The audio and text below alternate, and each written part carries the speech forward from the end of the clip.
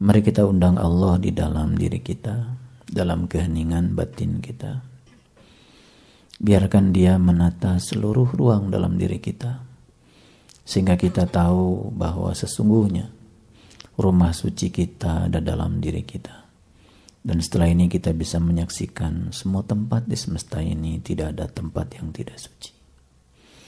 Biarkan Allah menata seluruh ruang di dalam batin kita, dan setelah ini batin kita akan luas, kesadaran kita menjadi lebar. Dan setelah ini kita menjadi orang-orang yang damai, tidak gampang terombang-ambing oleh sesuatu di luar diri kita. Kita syukuri hari ini masih diberi bimbingan oleh Allah lewat jalan-jalan yang ditunjukkannya, lewat perwujudan Dia dalam segala benda, dalam segala bentuk, lewat kasih-Nya yang luar biasa. Pagi-pagi Allah sudah hadir pada kita menjadi air yang sejuk, yang menyejukkan tubuh kita. Pagi-pagi Allah sudah hadir kepada kita menyediakan orang-orang, berwujud orang-orang yang melayani kita, bikinkan nasi goreng, bikinkan dadar telur, motong-motong buah, disediakan semua. Itulah kasih-Nya yang tanpa batas. Dia mewujudkan diri dalam segala bentuk benda, dalam segala bentuk pelayanan. Dia hadir setiap saat melayani kita. Cuman karena kita selama ini dibangun pikiran kita seakan-akan Allah itu jauh dari kita, dan kita tidak bisa melihat perwujudan Dia dalam segala bentuk yang melayani kita. Kita menganggap Allah itu terpisah dari segalanya, jauh dari diri kita. Itulah yang menyebabkan kita tidak sadar bahwa pagi-pagi kita sudah dilayani Allah, dibangunkan Allah, didirikan oleh Allah, dilayani dengan air yang sejuk, dilayani dengan udara yang sejuk. Itu Allah semua hadir dalam bentuk kasih-Nya kepada kita. Mari kita sadari sepenuhnya di tempat ini juga Allah hadir.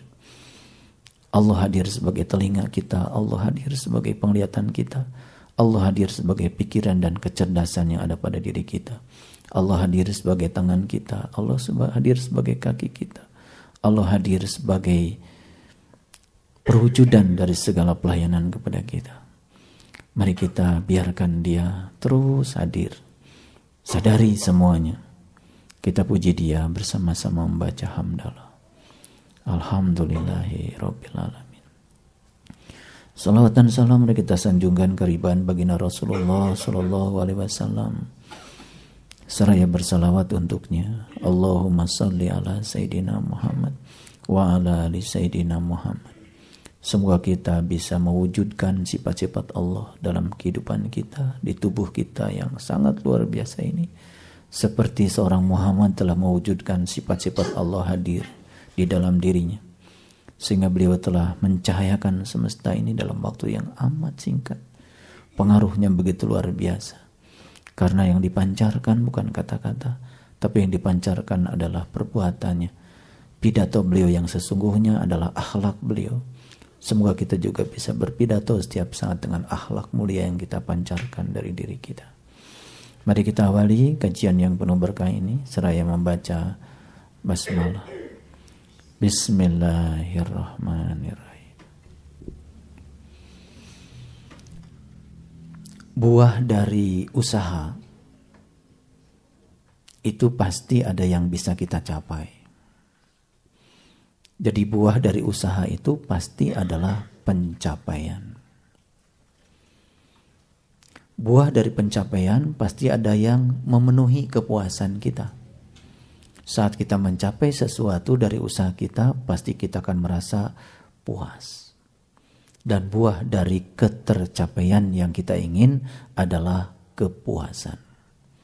Orang berusaha mengumpulkan uang, ingin membeli kendaraan.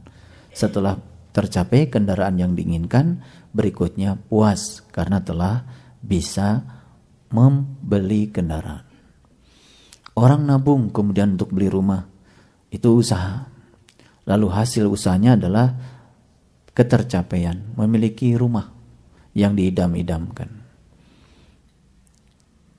Dan yang paling berbahaya adalah buah dari ketercapaian. Ternyata buah dari ketercapaian adalah kepuasan. Dan buah dari kepuasan adalah kebosanan. Dulu pengen punya sesuatu, berusaha keras. Setelah mencapai sesuatu, puas dengan yang dicapai, hati-hati, berikutnya akan merasa bosan. Makanya kenapa Allah tidak buru-buru mengabulkan segala yang ingin dicapai. Karena Allah tidak mau kita semua cepat merasa puas dan setelah itu bosan. Dan kalau sudah didera oleh kebosanan, karena sudah mencapai kepuasan, itu sangat berbahaya. Itu sebabnya kalau kita merenungi ya semua makhluk di kehidupan ini, ya di alam-alam bawah, di alam binatang, disitulah pusatnya segala kesedihan. Di alam-alam tinggi, di alamnya para dewa, orang-orang yang sudah sampai kepada Allah, itu adalah pusatnya segala kebahagiaan. Dan di tubuh kita yang sempurna inilah sebetulnya kesedihan dan kebahagiaan itu berpadu. Itu sebabnya kesempurnaan hidup pada saat kita sedang berada di tubuh ini. Kesedihan di sini ada, kebahagiaan juga di sini ada. Mereka yang mampu mengelola kesedihan dengan kebahagiaan dengan cara yang sempurna, maka merekalah yang bisa mencapai kesempurnaan dalam hidup. Oleh karena itu beruntung hari ini kita punya jiwa sedang masih diberi izin untuk menghinggapi tubuh yang luar biasa ini. Nah, mereka yang sudah bisa menemukan kesempurnaan tubuhnya, kesempurnaan pikirannya, kesempurnaan jiwanya, merekalah orang pertama yang akan mencapai kesempurnaan di dalam hidup ini. Mungkin kita sering berontak ya sama Allah. Ya Allah, kapan ujian dan cobaan itu akan berhenti di kehidupanku? Pernah begitu? Sering ya? Sering. Jawaban Allah sederhana.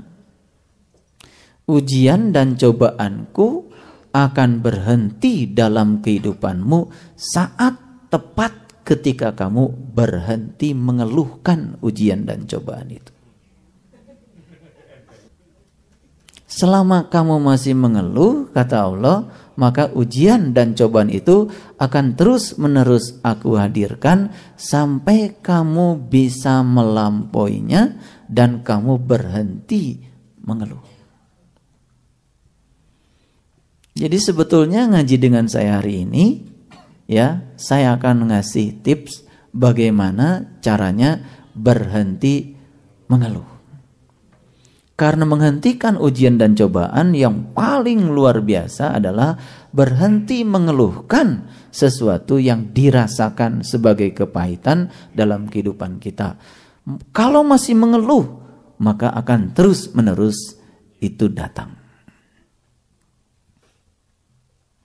Mungkin kita juga sering berkata pada Allah, ya Allah, kenapa dalam hidup saya yang engkau hadirkan itu bukan orang-orang yang sesuai dengan kriteria pikiran saya. Malah justru yang hadir adalah orang-orang yang sebaliknya dari yang saya kriteriakan di pikiran saya. Apa jawaban Allah? Jawaban Allah, kalau kamu masih tidak suka dengan sifat-sifat yang ada pada orang lain yang aku hadirkan, maka orang lain yang aku hadirkan itu berperan sebagai cermin bahwa sifat-sifat buruk yang kamu tidak sukai pada orang lain, sebetulnya sifat buruk itu juga ada dalam dirimu. Kalau begitu, buat apa orang-orang buruk dihadirkan kepada kita? Untuk menyembuhkan keburukan yang ada pada diri kita. Kapan keburukan pada diri kita sembuh? Saat setelah kita bisa menerima keburukan orang lain itu apa adanya dan kita sudah netral, tidak ada kemarahan lagi. Sudah begitu belum? Jadi kalau kita masih marah sama orang-orang yang kita sebut tidak suka, sebetulnya ya sifat-sifat yang kita tidak sukai itu sebetulnya adalah sifat-sifatmu sendiri. Karena itu sedang menjadi cermin. Jadi kenapa Allah menghadirkan orang-orang yang tidak kita sukai dalam hidup, tidak seperti yang kita kriteriakan dengan pikiran kita? Sebetulnya itu kasih Allah yang luar biasa untuk menyembuhkan sifat-sifat buruk yang ada dalam diri kita. Cuman saat kita menolaknya, bahkan kita membencinya, kita gagal menyadari sifat-sifat buruk pada diri kita sendiri. Itu sebabnya setiap penderitaan yang dihadirkan Allah dalam kehidupan kita, di balik penderitaan itu ada tujuan kehadirannya. Kapan penderitaan yang sama itu akan berhenti? Ketika kita sudah memahami tujuan kehadirannya. Kalau kita belum memahami tujuan kehadirannya, maka dia akan dihadirkan lagi. Dihadirkan lagi. Dihadirkan lagi. Berapa kali? Bisa 1.000.000 kali kehadirannya sampai kita bisa paham tujuan kehadirannya. Paham sekarang? Ya, itulah hidup kita seperti itu. Cuman kita kan kebanyakan terlalu sibuk. Sibuk untuk merenungi semuanya. Baik, masih ingat ayat ini kemarin? Oke. Kenapa saya balik lagi ke sini? Saya ingin cerita di atas ayat ini, tapi ini adalah basicnya. Ulangi lagi. Jadi ayat ini cerita tentang Rasul berkata kepada Bani Israel. Bani Israel itu orang yang berjalan menuju Tuhan. Apakah setiap orang yang berjalan menuju Tuhan itu sampai pada Tuhan? Ternyata di ayat selanjutnya kita akan lihat nanti, ternyata terbelah 2. Ada yang sampai, ada yang tidak sampai. Siapa yang sampai, siapa yang tidak sampai, kita akan lihat nanti di lanjutan ayatnya. Sesungguhnya aku telah datang kepadamu dengan membawa sesuatu dari Tuhanmu. Apa yang dibawa oleh seorang Rasul yang diberikan kepada Bani Israel? Yaitu, aku membuat untuk kamu dari tanah berbentuk burung. Kemudian aku meniupnya. Jadi setelah dibentuk burung, kemudian aku meniupnya. Maka ia menjadi seekor burung dengan seizin Allah. Jadi ini tolong dipahami, begitu seseorang diajarkan untuk menjadi burung dan kemudian ditiupnya burung itu, belum tentu dia akan fungsional sebagai burung. Ya, belum tentu fungsional sebagai burung. Sayapnya sudah bagus, tetapi belum tentu dia bisa terbang dari satu tempat ke tempat yang dia tuju. Nah, saya akan bicara khusus untuk mereka yang sukses, ya, sukses menjadikan burungnya fungsional sebagai burung. Maka yang sukses ini pertama akan sembuh dari kebutaan mata kolbunya. Yang kedua, dia akan sembuh dari penyakit kulit. Yang ketiga, dia akan bangun dari kematiannya dengan seizin Allah. Kemudian aku kabarkan kepadamu ya tentang apa yang boleh kamu makan dan boleh kamu simpan. Ya. Saya berbicara makan kemarin dalam 3 dimensi. Dimensi fisik, yang dimakan adalah makanan. Sehalal-halalnya makanan, tetap saja yang boleh kita makan adalah yang dibutuhkan oleh tubuh kita. Dimensi makanan yang kedua adalah dimensi pikiran. Ya, tidak boleh semua hal disantap oleh pikiran kita, karena apa yang kita makan itu menentukan fungsionalnya kita sebagai burung. Dan yang ketiga tentu saja yang disantap oleh jiwa kita. Ini ulangan yang kemarin. Kemudian di sini kata-kata yang berikutnya, sesungguhnya pada yang demikian itu terdapat suatu tanda bagimu kalau kamu sungguh-sungguh sebagai orang yang beriman. Jadi kalau menurut ayat ini syarat untuk menjadi orang yang beriman sungguh-sungguh tentu saja ditandai dengan 3 ciri yang dilahirkan oleh dia. Sembuh dari penyakit buta mata kalbu. Yang kedua sembuh dari penyakit kulit. Yang ketiga sembuh dari kekakuan. Kekakuan adalah tanda kematian, berarti dia sudah mulai hidup. Nah, kita baca ayat selanjutnya, ayat yang ke-51 kajian kita hari ini. Di sini Allah menyatakan, ya, innallaha rabbi wa rabbukum fa'buduhu hada siratum mustaqim. Sesungguhnya Allah Tuhanku dan Tuhanmu. Ayo. Sesungguhnya Allah Tuhanku dan Tuhanmu. Ini harus diulang-ulang. Sesungguhnya Allah Tuhanku dan Tuhanmu. Jadi kalau kita sedang di rumah bersama suami, bersama anak-anak, juga perlu diulang-ulang. Sesungguhnya Allah adalah Tuhanku dan Tuhanmu. Kalau ketemu dengan teman di tempat arisan, sesungguhnya Allah Tuhanku dan Tuhanmu. Ketika bertemu dengan siapapun, dengan pengemis, dengan siapapun, sesungguhnya Allah Tuhanku dan Tuhanmu. Kalau ini diulang-ulang akan membangun sebuah kesadaran pada diri kita bahwa yang kita temui sebetulnya hakikatnya adalah Allah. Nah, yang luar biasa dari ayat ini, fa'buduhu, maka sembahlah dia. Jadi sudah saatnya kita berhenti untuk memperdebatkan nama yang kita berikan pada Tuhan yang sama. Sudah saat kita berhenti untuk memberikan atribut kepada Tuhan yang kita beri atribut oleh kita, karena sesungguhnya Dia Tuhanku dan Tuhan. Hada siratul mustaqim, inilah jalan yang lurus.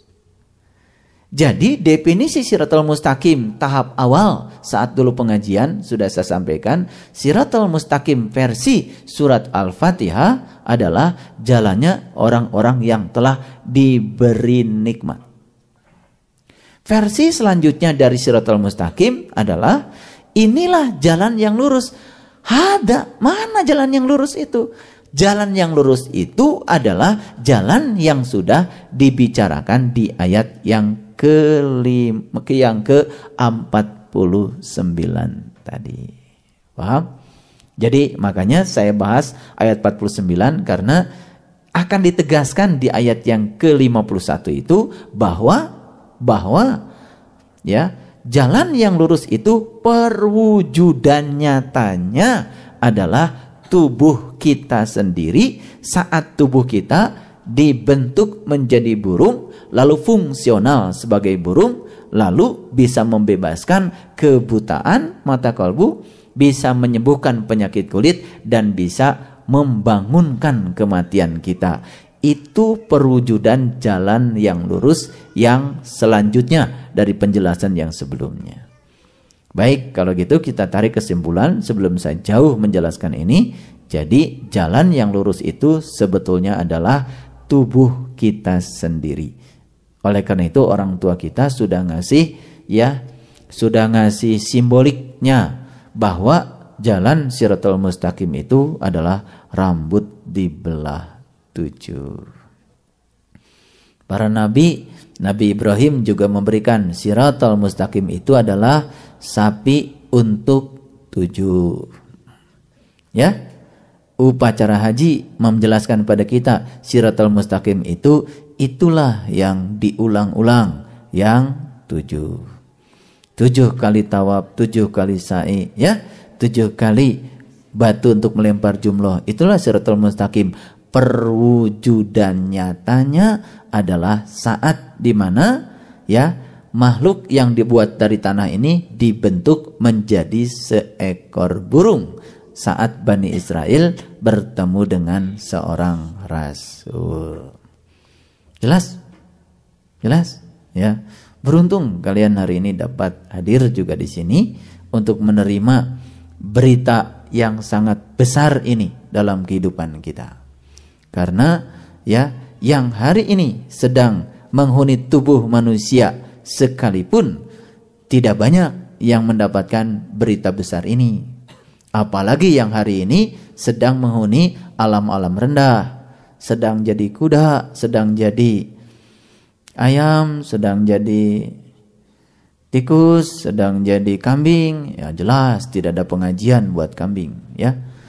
Nah, sekalipun ada pengajiannya buat manusia sekalipun, maka tidak banyak yang bisa menerima kabar gembira, kabar besar ini. Oleh karena itu, kenapa saya tadi di permulaan saya mengatakan saya sedih, semakin dalam saya mendalami surah-surah Al-Quran, terutama di fase Ali Imran ini, saya semakin sedih. Sedihnya apa tidak ada yang tahu tentang yang kita baca ini? Apa tidak ada yang tahu tentang yang kita baca ini? Bahkan saat dibacakan surat Ali Imran 49 kepada orang-orang yang mengaku dirinya berpedomankan Al-Quran, mungkin malah merasa kaget dengan isinya. Karena selama ini kita sudah terlalu overconfidence, terlalu percaya diri bahwa pedoman kita Quran, lalu kita dengan keyakinan pedoman kita Quran, lalu menjadi berhenti dan puas di situ. Ujung-ujungnya menjadi bosan dengan Al-Quran. Banyak yang bosan? Kan selama ini juga bosan. Udah baca berulang-ulang, ujungnya malah jadi bosan. Nah, bosan itu biasanya saat kita melakukan sesuatu tidak mendapatkan dinamikanya. Itu saja, status quo itu yang membuat menjadi bosan. Bisa dipahami sekarang? Jadi sekarang Siratal Mustaqim sudah mewujud. Sudah, perwujudannya adalah saat dimana makhluk yang dibuat dari tanah ini dibentuk menjadi seekor burung. Kemudian ditiup, lalu dia fungsional menjadi burung. Apakah yang sudah menjadi seekor burung itu bisa fungsional menjadi burung? Kan kemungkinannya cuma dua. Dapat kita baca dari ayat yang selanjutnya. Mari kita lihat ayat 52. Di sini dikatakan falamma ahassa Isa minhumul kufra qala man ansari ilallah qala al hawariyuna nahnu ansarullah amanna billah wa ashhad bi anna muslimun. Perhatikan kalimat yang terakhir ini. Wa ashhad bi anna muslimun. Ya. Wa ashhad bi anna muslimun, dan aku bersaksi bahwa aku adalah orang-orang yang berserah diri. Kapan kita itu ya bisa menyaksikan diri kita yang sedang berserah diri? Kalau lagi gini, tidak bisa kita berserah diri. Proses berserah diri itu pada saat kita sudah bisa melepaskan semua kemelekatan pada apapun, termasuk kemelekatan kita kepada spiritual kita. Termasuk kemelekatan kita pada keyakinan-keyakinan kita. Kosong berada di alam kesunyatan di situ. Pada saat kita bisa fana dari segalanya, yang nampak cuma satu, wajahnya. Itulah yang disebut dengan fase Islam yang sebenarnya. Islam itu sebabnya bukan sekedar nama agama, tapi Islam adalah kondisi pasrah total pada Allah pada saat dimana kita sedang mengalami kondisi mati tetapi selagi hidup. Nah, itu sebabnya orang mati ciri utamanya adalah pasrah. Mau dikasih sabun apa? Mau dikuburnya di mana? Mau dimandikan pakai air apa? Yang mandikannya juga siapa? Sudah tidak ada penolakan lagi. Saat dimana kita sudah tidak ada penolakan lagi kepada Allah, saat itulah kita akan menyaksikan diri kita yang sedang pasrah. Jadi sebutnya kepasrahan itu adalah proses menyaksikan. Itu sebabnya ya, tingkatan awal orang belajar meditasi, belajar keheningan, tingkatan awal adalah menghadirkan energi positif untuk mengimbangi kesedihan-kesedihan dalam diri. Itu tingkatan awal. Tingkatan yang kedua adalah menerima seutuhnya, ya, semua hal yang pernah melukai kita. Itu tingkatan kedua. Kalau istilahnya guru-guru meditasi, itu sudah perpaduan antara psikologi dengan meditasi. Dan tingkatan yang paling tinggi, yang paling atas dari meditasi adalah menyaksikan. Seperti langit yang sedang menyaksikan awan putih dan awan hitam. Hadirnya awan putih, hadirnya awan hitam, disaksikan saja. Langit tidak menjadi berubah ketika kehadiran awan putih dan awan hitam. Nah, jiwa kita yang sudah menyaksikan, saat hadir kesedihan, saat hadir kebahagiaan, dia tidak berubah. Dia hanya menyaksikan saja. Nah, proses menyaksikan itu yang akan mengantarkan kita menjadi seorang muslim yang sebenarnya. Jadi saya menjadi iri. Kenapa? Kok orang-orang yang, mohon maaf, baju agamanya tidak seperti kita, tetapi proses menyaksikan terhadap dualitasnya sudah jauh melampaui kita. Tapi mereka tidak menyebut bi'anna muslimun. Padahal mereka sebenarnya orang-orang yang sudah mencapai tingkatan muslim yang sebenar-benarnya muslim. Kita baru sibuk memberi atribut pada diri kita siapa. Mereka sudah melampaui atribut itu dan mereka sudah menjadi siapa? Kita baru ingin memiliki, mereka sudah menjadi. Jadi kita itu baru ingin memiliki sifat itu, mereka sudah menjadi. Karena jalan-jalan yang ditempuh, ya, jalan-jalan yang ditempuh adalah jalan-jalan yang ditempuh dengan kesadaran penuh. Nah, kita masih sibuk kan dengan keluhan dalam hidup. Ya, sementara orang lain sudah melampaui keluhan, bahkan mereka sudah bisa menerima seutuhnya. Makanya penderitaan pun menjadi terhenti. Kenapa? Karena sudah dihentikan oleh pemahaman terhadap tujuan dari hadirnya sebuah penderitaan itu. Nah, ini sebetulnya yang mahal, yang kita tidak pernah sadari. Sehingga perlahan tapi pasti setelah kita paham, ternyata semua hal harus kita terima dengan seutuhnya sebagai bagian dari proses penyembuhan jiwa kita. Ya, itu sebabnya kalau ingin menjadi menarik, maka kita harus membuat sesuatu yang orang lain tertarik.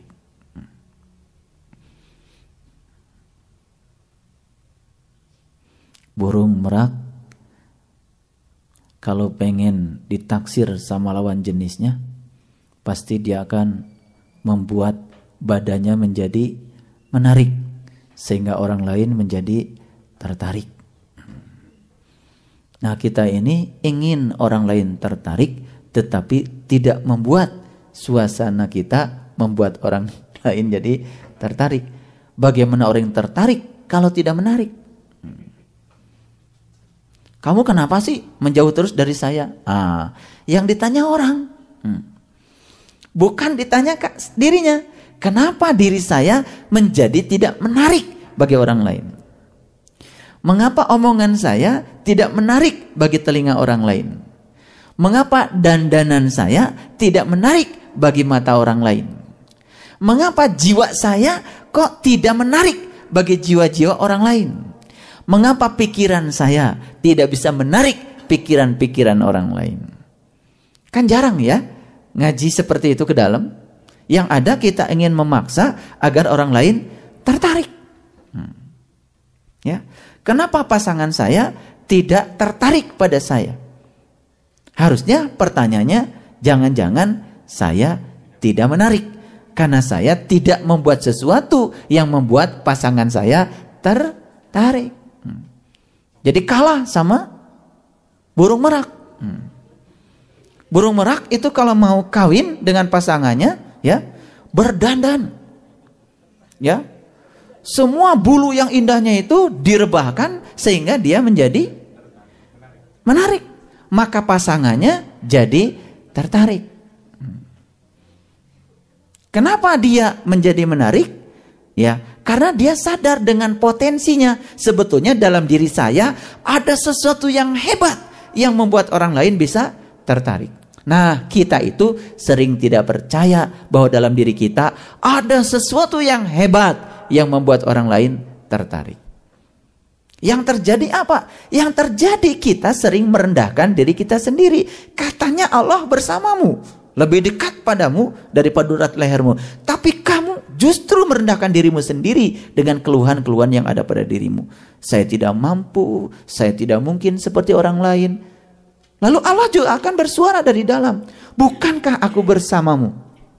Kalau kamu merendahkan dirimu, sebetulnya kamu secara tidak langsung sedang merendahkan aku.